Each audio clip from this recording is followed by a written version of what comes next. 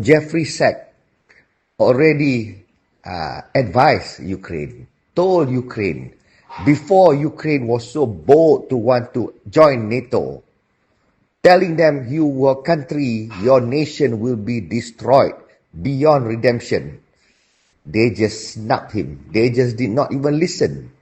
They trusted US. US say, we have your back. But what US did not say is that at what price? So we have your back, your back. And eventually what happened to Ukraine? Ukraine was a nice country, beautiful country, rich enough country. There were rich Ukrainians. Everything was fine.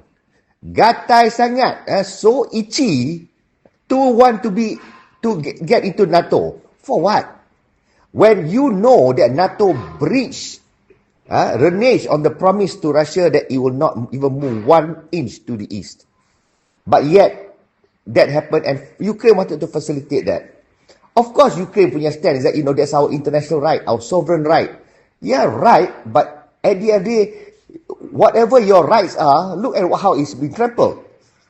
Face reality. To Russia, it is an existential threat because of the monster US is. US is a monster.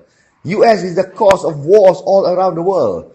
They attack any country they like and they justify however they want. And if anyone wants to take them to account, they use their veto powers in UN to just veto and say, no, sorry, we are not at fault. There's nothing that can be done. Look at the injustice that happened to Iraq. What did Iraq got to do with the Twin Towers? What weapons of mass destruction yang Iraq ada?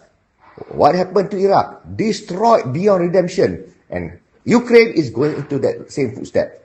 Look at what happened to Libya. Look at what happened to all the countries that US meddled with. What happened? So, percaya lagi US. So now, they trusted US. US gave them money, gave them weapons, gave them, resources for the war. They go in, they get whacked. So many of their people die. Hundreds of thousands die. Their country is destroyed, their buildings, their infrastructure. Now, their minerals also, now US nak ambil balik to take back the money. The money that was given for Ukraine to destroy itself, and after destroy itself, Ukraine got to pay back for the money that was given to them to destroy themselves. How stupid can that be? So now they got to pay back US. The Baritex is tukar president lah. President ni, president tu, this president, that president. Whatever it is, it's still America's president. It's still America.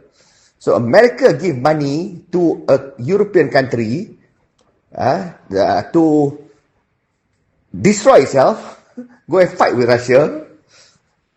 After that destroyed, midway say, sorry, we're not going to lend assistance anymore. Force them to the negotiating table. And now say they want full control over the minerals. Now, as far as Russia is concerned, they'll do anything to ensure that existential threat doesn't exist. So you want to do whatever, what you want to promise, US want to promise, whatnot. Russia is clear. They want their existential threat to go away, and they want a fresh election in Ukraine because they know that Ukrainians also don't support Zelensky. Zelensky doesn't care about Ukraine, he just cares about staying in power. So, but now, you dapat the greediness of Ukraine, wanting sangat to be NATO. If they were not NATO, if they rejected NATO, they just stayed as Ukraine, everything would be fine until today. Ukraine would be a fantastic holiday destination. People would not lose homes. People would not die.